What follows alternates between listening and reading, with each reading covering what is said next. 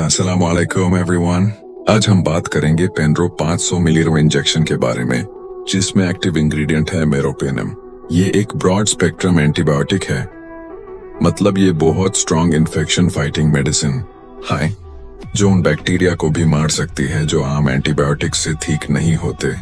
ये injection use होता है pneumonia, urinary tract infections (UTI), abdominal infections, skin और सॉफ्ट टिश्यू इन्फेक्शंस, और कभी कभी सेप्सिस, ब्लड इन्फेक्शन के केसेस में भी। ये सिर्फ आईवी इंट्रावीनस रूट से दिया जाता है और हमेशा हॉस्पिटल सेटिंग में डॉक्टर के सुपरविजन में ही लगता है। इसका पाउडर 10 ml स्टेराइल वाटर के साथ मिक्स करके इंजेक्ट किया जाता है। इम्पोर्टेंट नोट, ये इंजेक्शन सेल्फ यूज के लिए नहीं है। बिना डॉक्टर के कहने के कभी यूज मत करें।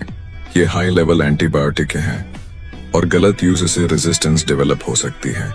अगर डॉक्टर ने आपको पेनड्रो प्रिस्क्राइब किया है, इसका मतलब इन्फेक्शन सीरियस लेवल का है, तो डोज और ड्यूरेशन पूरा कंप्लीट करें। Stay healthy and take medicines responsibly.